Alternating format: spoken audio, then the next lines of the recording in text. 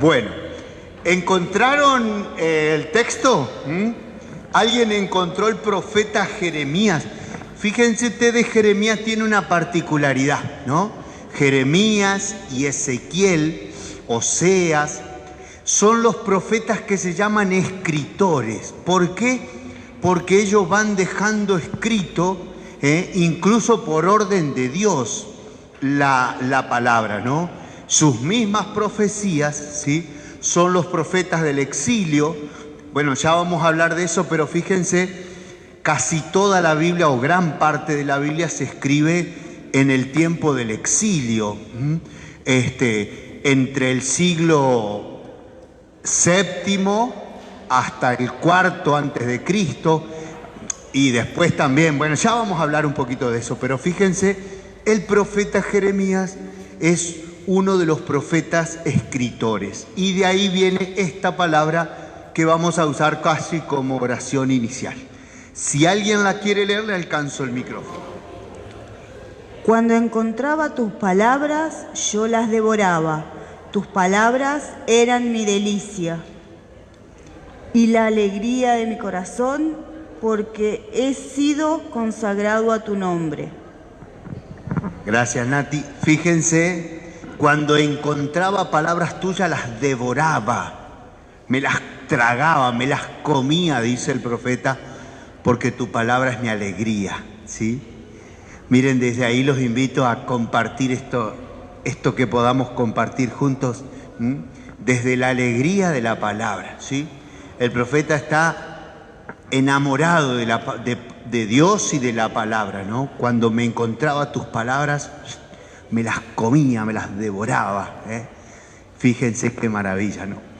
El apóstol Santiago va por ese mismo camino, aunque ya nos da un toque más moral, un toque más, digamos, de cuidado. A ver, ¿quién puede leer? Dejen de lado entonces toda impureza y todo resto del mal, y reciban con docilidad la palabra sembrada en ustedes, que es capaz de salvarlos. Pongan en práctica la palabra y no se contenten solo con oírla, de manera que se engañen a ustedes mismos. El que oye la palabra y no la practica, se parece a un hombre que se mira en el espejo, pero enseguida se va y se olvida de cómo es. En cambio, el que considera atentamente la ley perfecta que nos hace libres y se aficiona a ella, no como un oyente distraído, sino como un verdadero cumplidor de la ley, será feliz al practicarla. Palabra de Dios. Gracias. Fíjense, el profeta va por el camino de la docilidad, ¿sí? Fue la primera palabra que leyó Bartolomé, ¿no? Bueno, dejen de lado tal cosa y reciban la palabra con docilidad. La docilidad, ¿sí? Esta capacidad de dejarse moldear por la palabra, enseñar por la palabra. No como oyente olvidadizo, sino como un verdadero escucha, como un verdadero discípulo que guarda la palabra, ¿sí? Yo siempre cuento la historia, ustedes ya se las conté, me parece, ¿no? La de aquel borrachín en Conquistadores. Una vez estábamos en misión en los Conquistadores y la última noche de la misa apareció un muchacho bastante chupado, pero muy lúcido, muy. Y el tipo, mientras el padre Néstor Toller hacía el sermón, él estaba con una mano así. Y después le preguntamos, ¿por qué tenía? Y dijo, porque yo, dice, padre, me tapo una oreja para que lo que entra por uno no salga por la otra. La había entendido, la había captado perfectamente. Luján se llamaba él, porque la mamá le había puesto nombre de la Virgen porque le había nacido el 8 de mayo. Mirá vos, el Luján la había entendido perfectamente. No había que ser oyente olvidadizo, sino dócil a la palabra. Queridos hermanos, es muy sencillo el caminito que nos proponemos, es adentrarnos en la palabra y desde ahí, bueno, empezar a disfrutarla, empezar a amar cada vez más la palabra, a conocerla, a disfrutarla. Vuelvo a insistir con la palabra disfrutar, ¿no? Yo ahí les regalo una hojita, es muy básico lo que dice la hoja, pero simplemente fíjense ustedes, y si quieren a ver qué Biblias tenemos, acá tenemos la del Pueblo de Dios, ahí tenemos la latinoamericana, la Nati tiene la de los jóvenes, por ahí. Pueblo de Dios, exactamente. Ah, muy bien, acá tenemos una Biblia de nuestro pueblo. Simplemente les quiero compartir esto, ¿no? Es decir, a ver, las distintas traducciones que tenemos de la Biblia tienen que ver con distintas intenciones. Yo aquí traje, miren, esta Biblia es muy famosa, es la Biblia de Jerusalén. Se llama así Biblia de Jerusalén, aunque está hecha en Francia, y porque la mayoría de los traductores son profesores de la Universidad de Jerusalén. Pero esta Biblia es muy famosa en los ambientes de estudio, ¿sí? Son las que generalmente se usa para estudiar la Biblia. Y para leer no es tan agradable. Es un lenguaje muy duro, muy áspero, porque trata de traducir exactamente palabra por palabra. Entonces, para leer nosotros no es linda la Biblia de Jerusalén. La Biblia del Pueblo de Dios que muchos de ustedes tienen, esa es una traducción argentina, hecha por argentinos, ¿sí? Y eso se nota. Para nosotros es fácil de leer, es llevadero. Además, no sé si ustedes tienen la sensación, es nuestra manera de hablar. Entonces la Biblia del Pueblo de Dios es como muy nuestra, ¿no? La latinoamericana también va por el mismo camino, aunque obviamente está pensada con un criterio más, valga la redundancia, latinoamericano. Fundamentalmente está hecha por chilenos y gente de la costa del Pacífico. Las notas de la Biblia latinoamericana son excelentes, pero en algunas expresiones no son tan nuestras. Vieron que nosotros somos el menos latinoamericano de los países latinoamericanos. Entonces, claro, pero es muy buena, es muy buena. La Biblia de nuestro pueblo, que he visto por ahí algunas, ¿no? Esa Biblia, por ejemplo, es especial porque está traducida con un criterio de belleza literaria, ¿sí? Un gran escritor español, Alonso Jekyll, y sus amigos, sus compañeros, sus colaboradores, buscaron al traducir la belleza literaria, que suene bien, que diga bien. Y entonces, claro, tiene ese criterio literario a la hora de traducir. Simplemente para situarnos nomás, cualquier Biblia sirve, pero en definitiva, bueno, algunas expresiones nos resultan más familiares o menos familiares. Ya de por sí la traducción siempre tiene una decisión, ¿no? Por eso en los ambientes bíblicos se dice que el traduttore traditore, ¿no? El traductor traidor, porque siempre tiene que traicionar algún aspecto de la palabra. Si es muy difícil traducir, y ustedes saben que el hebreo y fundamentalmente el arameo son idiomas muy difíciles de traducir, pero aún así, miren, yo les quiero contar, yo tuve de profesor de filosofía algunos tipos que sabían mucho latín, y estos locos para jugar nomás traducían el Martín Fierro al latín. Pero claro, es muy difícil porque el Martín Fierro tiene palabras que son muy propias nuestras, ¿no? Yo me acuerdo del profesor, era un viejo bárbaro que teníamos de profesor, y él nos enseñaba los consejos del viejo Vizcacha, en castellano y en latín, ¿no?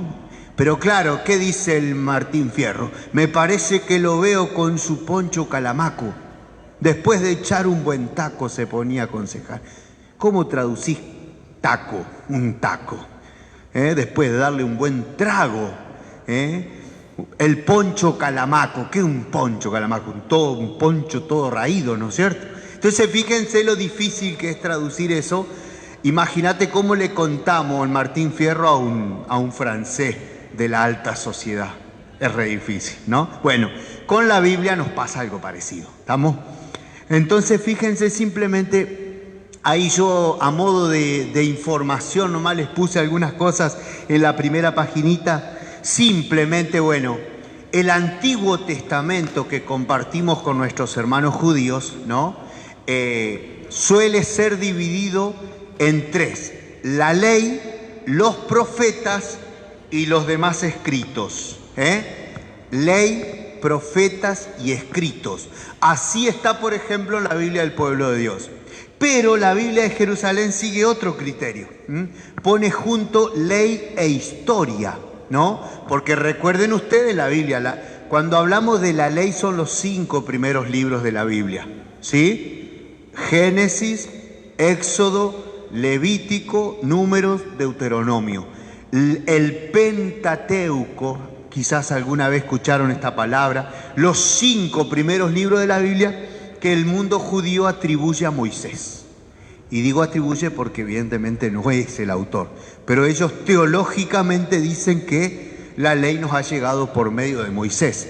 Lo dice el Evangelio de Juan, ahí en el prólogo, ¿no? Entonces, ley e historia, porque claro, después viene el libro de Samuel, el libro de los reyes, el libro de las... ¿sí? Son libros históricos. Entonces, ley e historia, poéticos, libros poéticos, y ahí entran, fíjense ustedes, desde los Salmos hasta el Cantar de los Cantares, pasando por el libro de la sabiduría, del eclesiástico, y los libros proféticos. Ahí coinciden en los profetas como un género particular, propio. Gente, ahí yo les puse como información nomás que el tercer parrafito de la hojita, ¿no?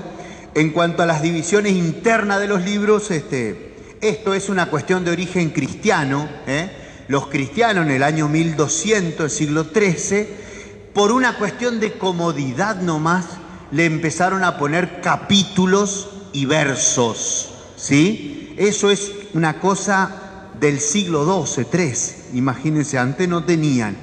Y por eso, si ustedes se acuerdan, cuando Jesús va a la sinagoga, Lucas 4, dice, le alcanzaron el libro del profeta Isaías y él, desenrollándolo, encontró el pasaje que dice, el Espíritu del Señor está sobre mí. Si yo les digo eso a ustedes, alguno de ustedes me va a decir Isaías 61. Ajá, pero eso recién en el siglo XIII. Jesús se conocía alguna frase del profeta Isaías de memoria. Fíjense, encontró esa frase, se la leyó a su gente y empezó a predicar sobre esa palabra. Obviamente encontró esa, pero no dijo Jesús, voy a leer el capítulo 61. No, eso es muy de acá, muy nuestro, ¿sí? En el siglo XIII, ahí yo les puse los nombres de los gente, esto no, nada más que por una cuestión de, ¿no? Esteban Langton en el 1214 lo dividió en capítulos, ¿sí?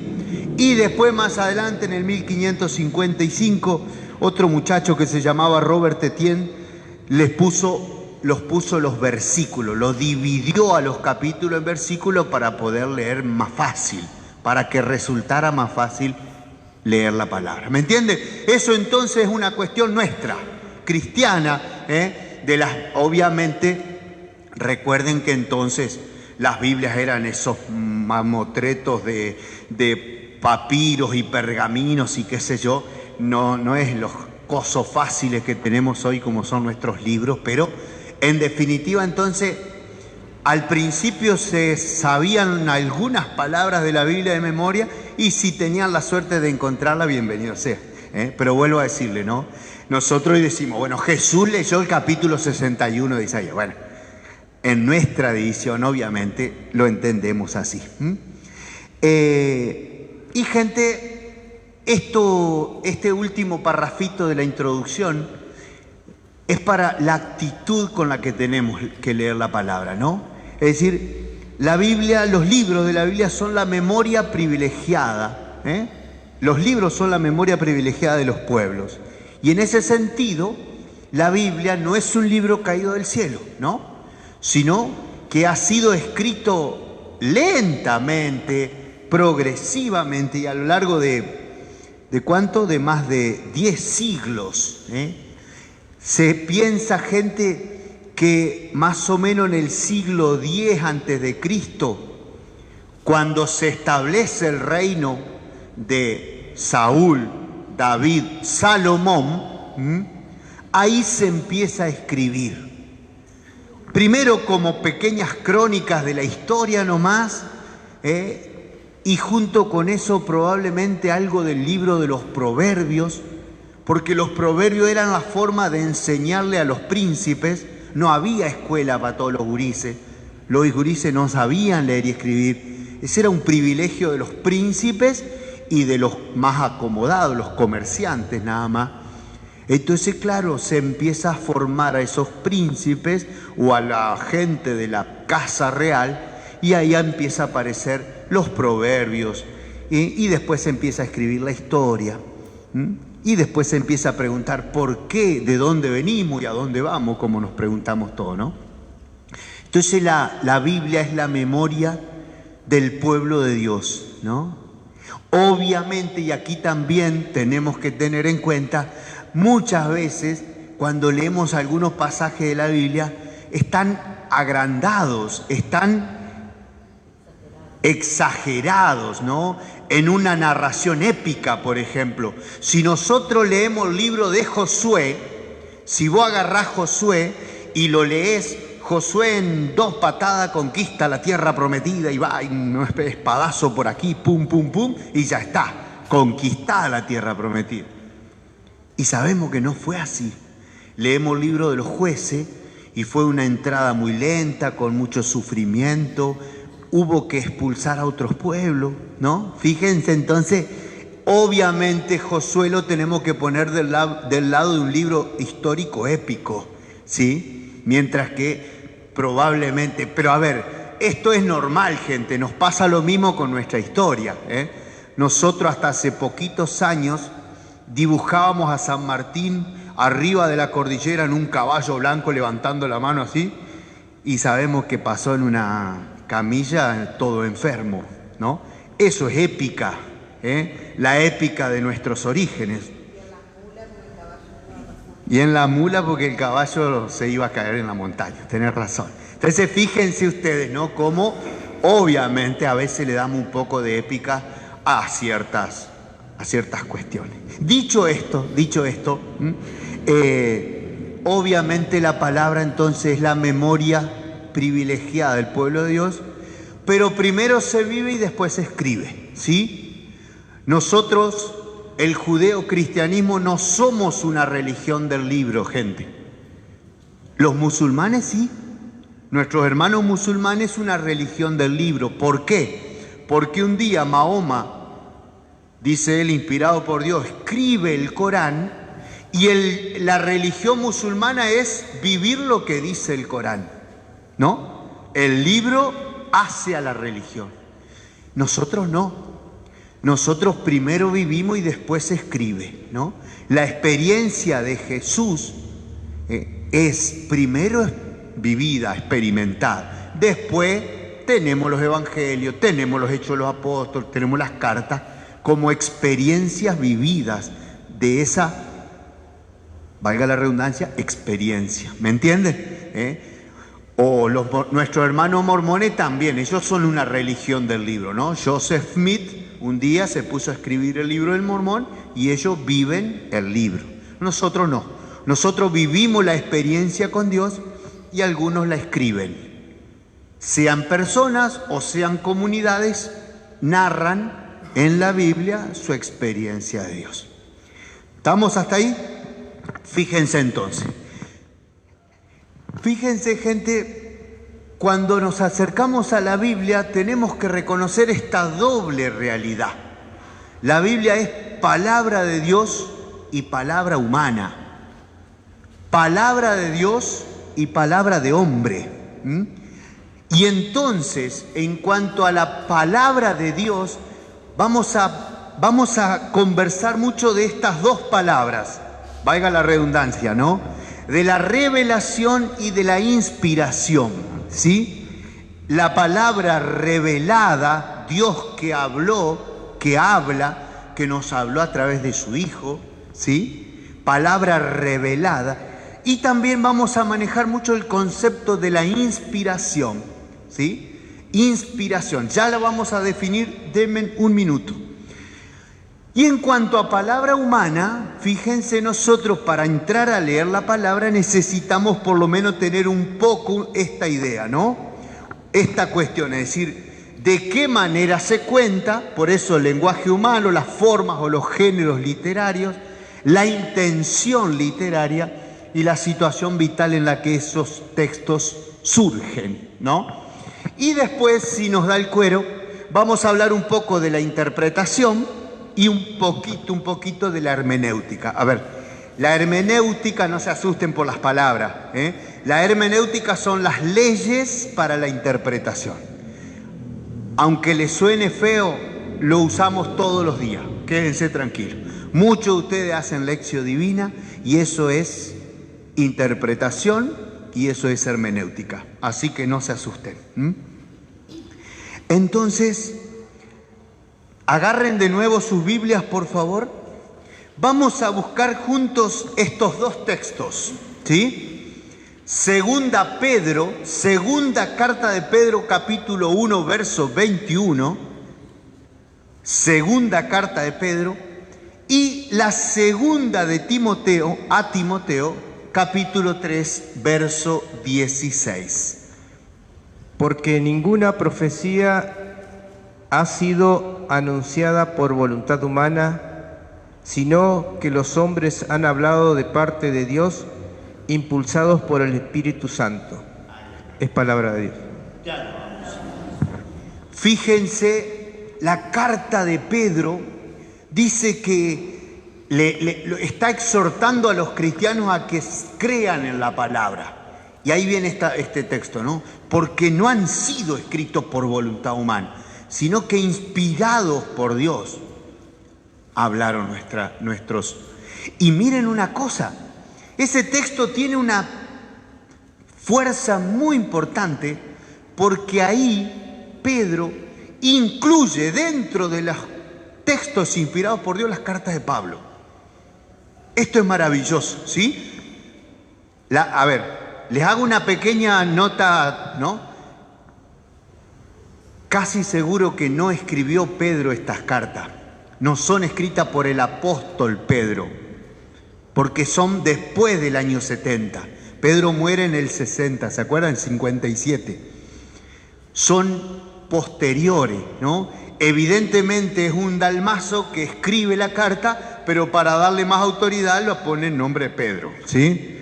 Es un cristiano desconocido, probablemente sucesor de los apóstoles, ¿por qué no? Pero que le da fuerza a su palabra proponiéndolo como carta de Pedro. Más allá de eso, y ya se conocían y ya circulaban en la iglesia algunas cartas de Pablo. Y el autor de la carta de Pedro dice que es inspirada por Dios, ¿no? Inspirada por el Espíritu Santo hablaron estos hombres. Vamos con Timoteo.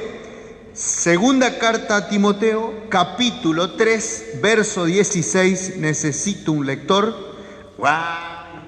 Toda la Escritura está inspirada por Dios y es útil para enseñar y para arguir y para corregir y para educar en la justicia, a fin de que el hombre de Dios sea perfecto y esté preparado para hacer siempre el bien. Palabra de Dios. Gracias, Marcelo. Fíjense, ¿no? Toda palabra de Dios está inspirada, ¿sí? Dice Pablo a Timoteo. Incluso se acuerdan ustedes, o si no se acuerdan les recuerdo, en la primera Timoteo, Pablo le dice a Timoteo, recordad que vos conocés la Escritura de chiquito, porque tu madre y tu abuela te la transmitieron, ¿eh? Se ve que Timoteo era de una familia cristiana, ¿eh? La abuela y la mamá le habían enseñado la palabra de Dios. Vos la conocés de chiquito, le dice Pablo a Timoteo, ¿no? Y aquí dice que es inspirada por Dios, fíjense. Esta palabra inspiración es muy importante. Aunque miren, yo ahí les puse en el papelito, ¿no? Les puse estas dos citas para decir que, sin embargo, la inspiración de Dios no le quita la libertad a la persona que escribe y tampoco le quita su personalidad. Esto ya lo vamos a ver con más detenimiento, pero fíjense ustedes, ¿no? El Evangelio de Marcos es el Evangelio escrito por un muchacho como nosotros. Perdónenme la expresión, medio pelo, Marcos es un chico que sabe escribir y leer, pero digamos así, un gurí de clase media, diríamos nosotros, y no estoy hablando de economía, ¿no? Cualquiera de nosotros que terminó la escuela, cualquiera de nosotros podría escribir y escribir bien, ¿no? Pero por ejemplo Lucas es un capo escribiendo, Lucas es médico, entonces se nota su conocimiento, él busca que suene bien, ¿no? Pablo era un torbellino y sus escritos son eso, ¿no? Aunque en realidad Pablo casi nunca escribe, siempre él dictaba y alguien escribía, y eso hace que las cartas de Pablo sean un poquito más difíciles de leer. ¿Por qué? Porque Pablo empezaba a divagar y se iba por las ramas, y el escritor había dicho, pará, loco, Pero bueno, la personalidad de Pablo, ¿no? Y así entonces, fíjense ustedes, nosotros tenemos que hablar de la palabra de Dios como obra de Dios y obra humana, ¿sí? En definitiva, el instrumento bien afinado hace a la buena música. Uno puede decir, qué buen músico fulano de tal. Sí, pero tiene una buena guitarra. Y sí, las dos cosas son importantes, ¿no? No solo el genio del autor, ¿no?, que sería Dios, sino también el instrumento con el que se ayuda, Si algún buen guitarrista toca con una guitarra de mala calidad, se nota, ¿no? Entonces fíjense ustedes, en este sentido la palabra de Dios es totalmente palabra de Dios, pero también totalmente palabra humana. Humana en cuanto a las expresiones, en cuanto a la forma de expresarse y todo lo demás, ¿no? Por eso yo les puse ahí abajo, fíjense ustedes, esto a modo de introducción nomás, ¿no? Es decir, en San Pablo presenta algunos conceptos culturales de Pablo que para nosotros son inaceptables. Por ejemplo, que la mujer no hable en la asamblea. Eso era mentalidad judía, y Pablo se aferra a eso. Perdonen, chicas, pero es así. Según San Pablo, ustedes no tienen que hablar en las asambleas. En la misa ni pregunten nada. Las mujeres que no hablen, dice San Pablo, ¿no? O por ejemplo, algunos le critican a San Pablo que él no está en contra de la esclavitud. Porque Pablo le dice incluso, ¿se acuerdan, no? Si Cristo te encontró esclavo, quédate esclavo. Le dice, no me acuerdo dónde, ¿no? Entonces algunos dicen, ¿cómo San Pablo está a favor de la esclavitud? No es San Pablo. Culturalmente estaba aceptado en el Imperio Romano. La esclavitud estaba aceptada. Y entonces Pablo no dice, no, porque Cristo ahora vino a liberar. No, lo dice, pero no para la situación del esclavo. Aunque algunos lo critican a San Pablo por eso, ¿no? Y otras cosas más. ¿Estamos? Entonces fíjense ustedes, ¿por qué? Porque recuerden que Pablo era un judío fariseo de primer nivel, y él no pierde esa personalidad, aunque el encuentro con Cristo lo transforma, le cambia la cabeza, pero él tenía todas estas estructuras judías, judeo-cristianas, por así decirlo, ¿no? Y evidentemente él la expresa en todas sus cartas y en todos sus escritos. Así que entonces, la palabra de Dios y palabra humana. Nosotros vamos a hablar del lenguaje humano, en primer lugar, este pedacito que nos queda y un pedacito del próximo encuentro, vamos a hablar un poquito de la cuestión del lenguaje humano. Y en ese sentido, fíjense, simplemente la misma palabra Biblia, Biblia en griego significa los libros. Es una palabra que la podemos leer en plural o en singular, ¿sí? La Biblia es la Biblia, una sola, un solo libro, un solo autor. El autor es Dios, ¿no? Y el autor son las distintas personas. Pero la Biblia son conjunto de libros, los libros. En el griego la A es plural, ¿sí? La Biblia, los libros, decimos nosotros, ¿sí? Y miren, ¿por qué la Biblia? ¿Por qué los escritos? ¿Por qué está este libro o estos libros? Y esto tiene que ver, gente, con el misterio de la encarnación, ¿sí? Dios que quiere comunicarse con los hombres, Dios que sale a buscar a la humanidad.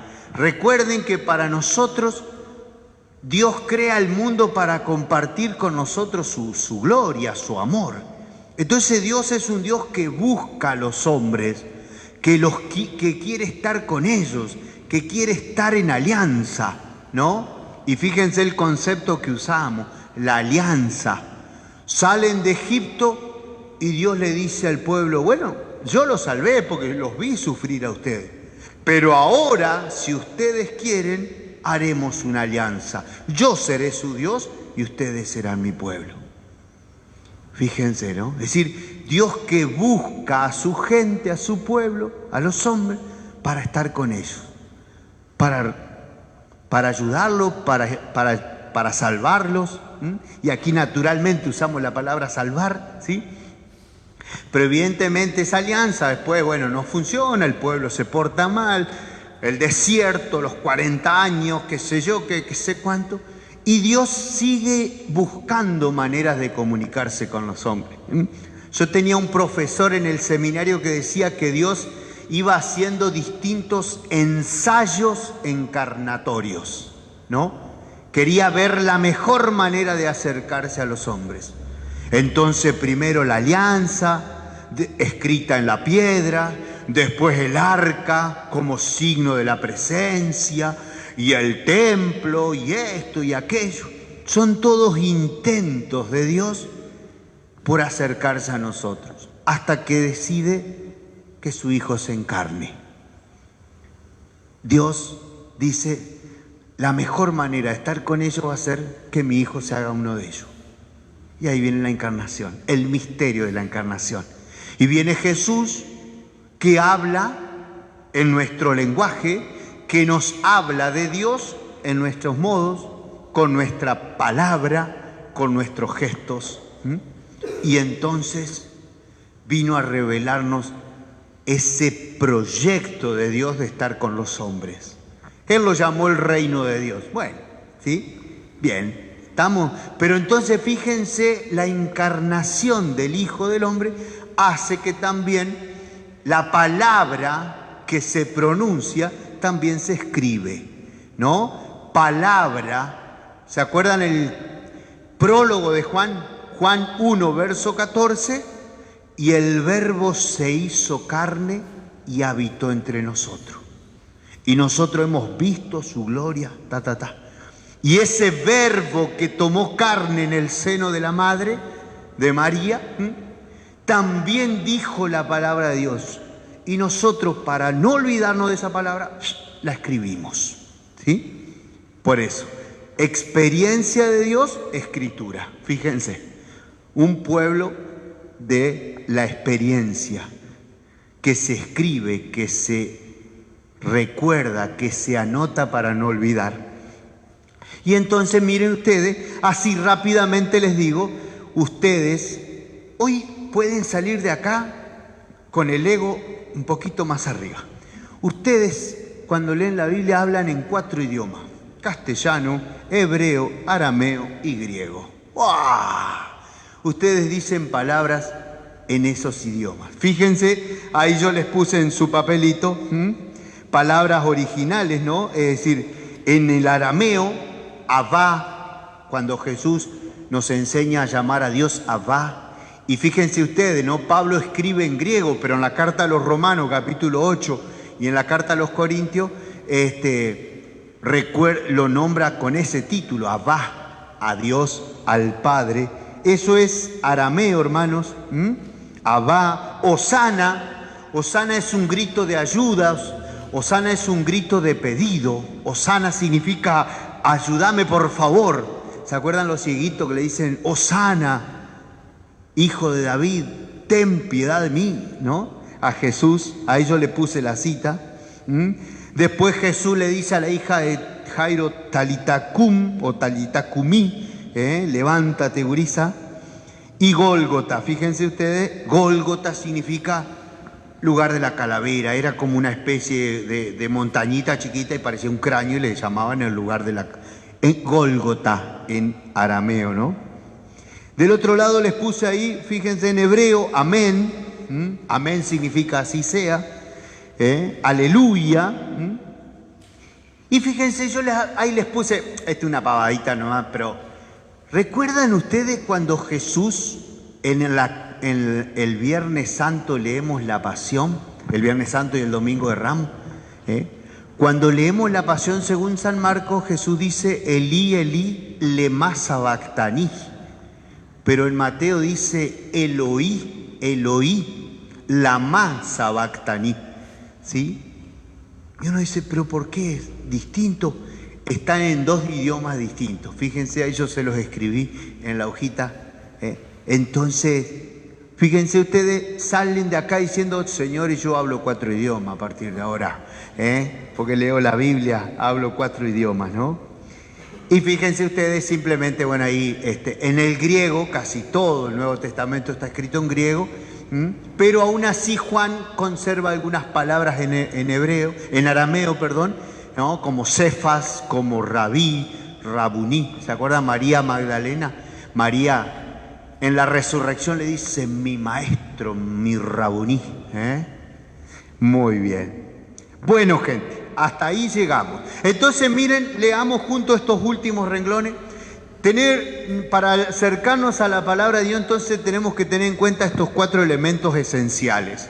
Obviamente el contenido, las formas literarias, la intención del autor y la situación vital que da origen al texto. Esto les puede parecer chino básico, pero no, quédense tranquilos, es más fácil. A ver, capaz que las expresiones no sean muy conocidas, pero les va a sonar bastante conocido lo que vamos a ver juntos, ¿no? Entonces, vamos a hablar un poquito, perdonen si nos metemos en una clase, parece de castellano. ¿Se acuerdan cuando iban ustedes a la escuela, al secundario, y tenían castellano y nos enseñaban las oraciones, unimembre, bimembre, y todo eso, y la interpretación de texto y todo eso?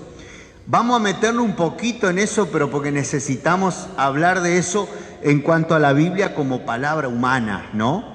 Es decir, el tema de las formas o géneros literarios, ahí yo les puse una definición más o menos, pero géneros literarios son los diferentes modos de presentar el pensamiento bajo distintas formas literarias. A ver, esto que suena muy pomposo en realidad es lo que hacemos todos los días. Nosotros, cuando nos encontramos con alguien, nos saludamos y decimos, ¿qué tal, che? ¿Cómo andás? Bien, ¿y vos? Gracias a Dios. Eso es una forma estereotipada de saludo, ¿no? Fíjense ustedes, o nos llamamos por teléfono, hola, ¿qué tal? ¿Quién habla? O hola, ¿qué tal? Soy fulano. Siempre arrancamos de la misma manera los llamados. O ahora con los audios, hola, yo soy Bartolomé. Y, ¿viste? Siempre, no, él no dice así porque dice otra cosa. Pero bueno, no importa. Fíjense cómo tenemos formas ya previas que usamos siempre, ¿no? Pero miren lo que dice la Dei Verbum. Dei Verbum, gente, es el documento del Concilio Vaticano II sobre la palabra de Dios. Dei Verbum significa la palabra de Dios. Dei Verbum, la palabra de Dios. Y miren lo que dicen los padres conciliares, ¿no? Para descubrir la intención del autor, hay que tener en cuenta, entre otras cosas, los géneros literarios, porque la verdad se presenta o se enuncia de modo diverso en obras de diversa índole histórica, en libros proféticos o poéticos o en otros géneros literarios. A ver, siempre pongo el mismo ejemplo, ya me habrán escuchado decirlo, pero imaginemos que ahora cuando estemos saliendo acá nos quedamos conversando ahí en la esquina y hay un accidente ahí en la esquina, un choque, ¿sí? Una camioneta venía de allá, pero pongamos otro horario, no hasta noche. Hoy al mediodía salían los gurises de Lima de la escuela, accidente ahí en la esquina, nosotros justo veníamos, alguno de ustedes salía de adorar, se iba para su casa, ¿sí? Y el accidente es narrado así. Justo la viejita acá a la vuelta, había ido a lo del Telmo, se volvía para su casa con la bolsita así de la compra, y la abuelita dijo algo así. Pero, dice, qué barbaridad, el de la camioneta venía fuertísimo. ¿Sí? Esa es la narración de la abuela. Salían los gurises de Lima. ¡Qué hijo de puta! Se hicieron pelotas. ¡Mierda! Se hicieron... ¡Qué espectacular! Y vienen los inspectores. Vienen los inspectores y dice... El escrito de ellos dice, siendo las 12:05 del día tanto, una camioneta dominio tanto colisionó contra un auto tanto. ¿Quién dice la verdad? ¿Quién dice la verdad? Claro, todos, los tres, porque tienen distintas intenciones, ¿no? El agente de tránsito tiene que hacer un informe para que los del seguro puedan leerlo y entender sin ver.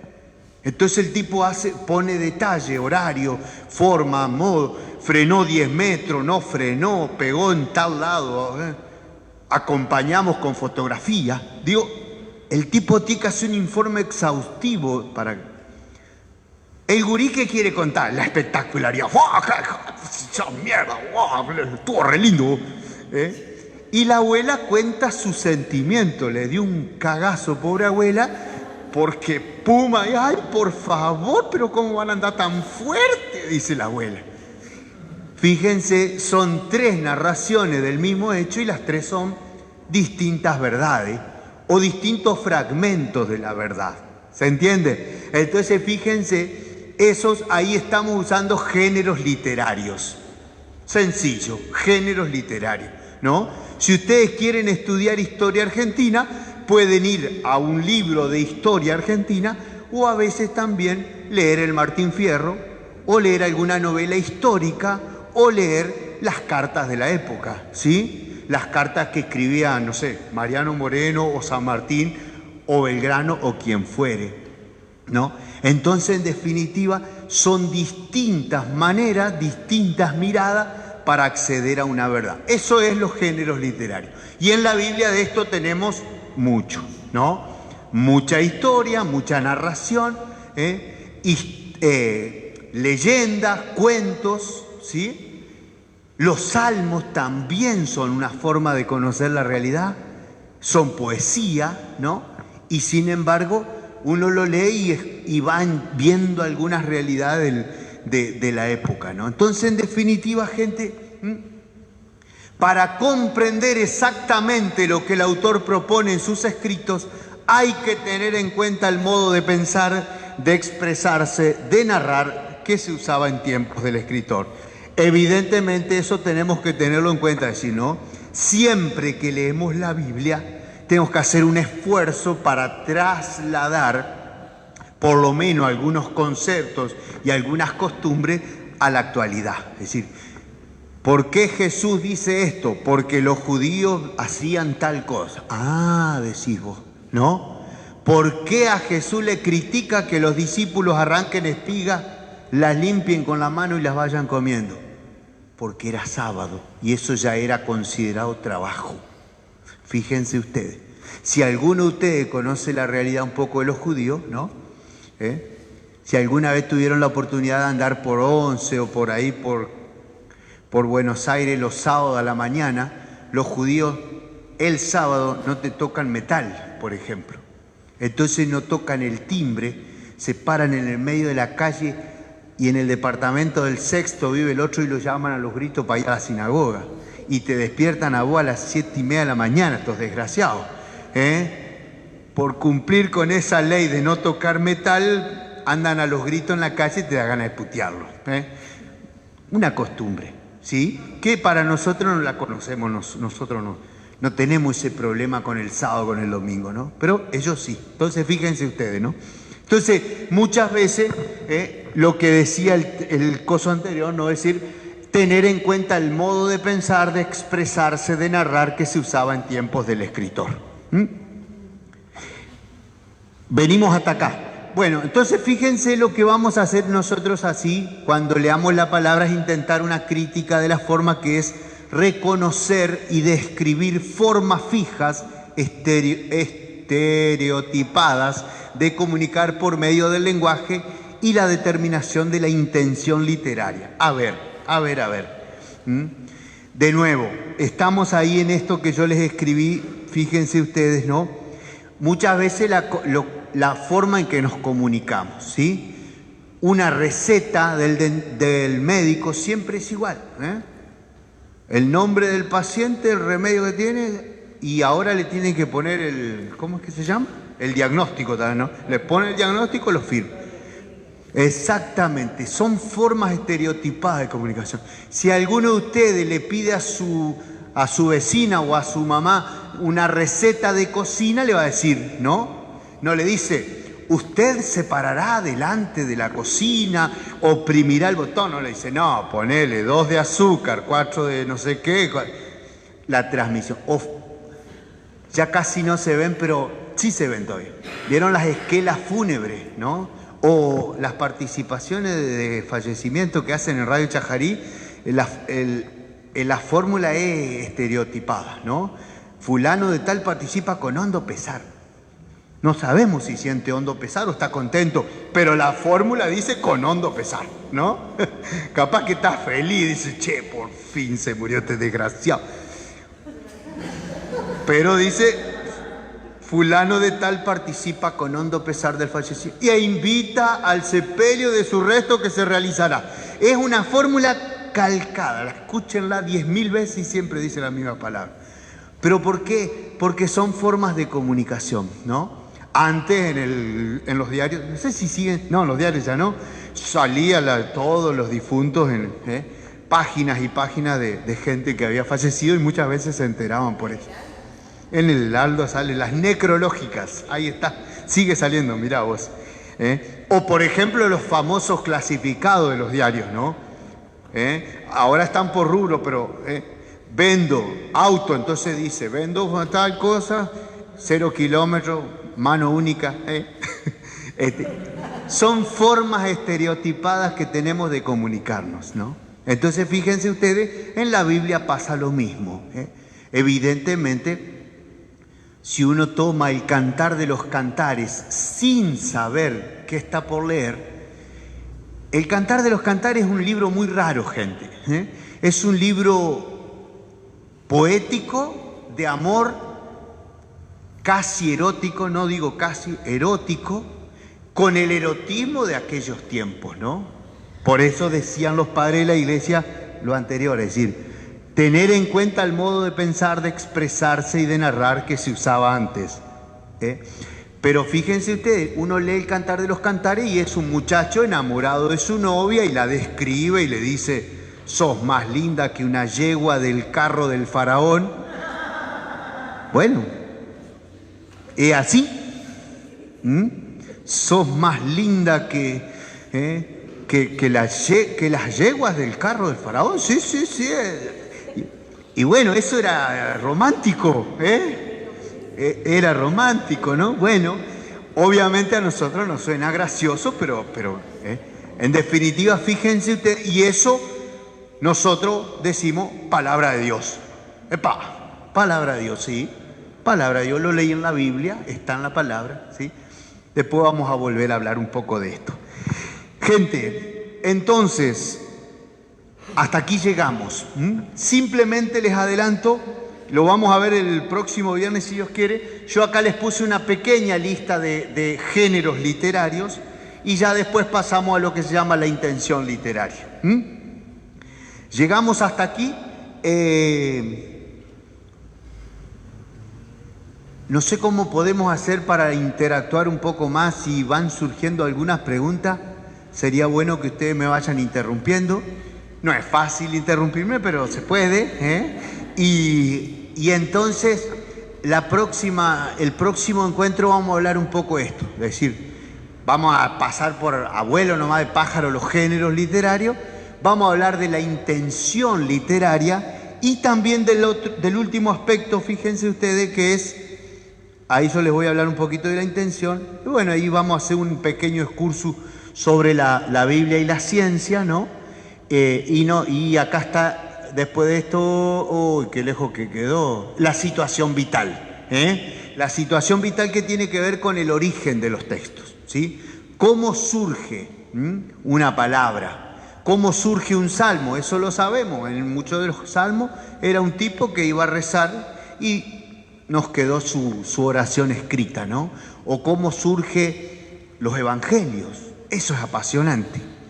¿Cómo surge? Porque ustedes saben que el evangelio pasa a ser un género literario nuevo, propio del Nuevo Testamento. Aunque tiene raíces en el mundo greco-romano, ¿eh? El evangelio, el buen anuncio, tenía que ver cuando iba a llegar, fíjense ustedes, cuando el emperador llegaba a un pueblo, delante del emperador venía un gente a los gritos anunciando la llegada. Lo habrán visto por ahí en algunas películas, ¿no? Los famosos pregoneros, no sé qué otro nombre tienen ese, digamos, iba delante del rey anunciando: señores, aquí llega el rey fulano de tal, salgan todos a recibirlo, y qué sé yo, y qué sé cuánto. De ahí viene el evangelio, la buena noticia, la nueva noticia, la buena nueva, que en el evangelio se convierte en buena nueva, no solamente de la presencia de una persona, sino de la salvación de Dios. Llegamos hasta acá. El próximo viernes los invito, seguimos en este camino y bueno, muchas gracias.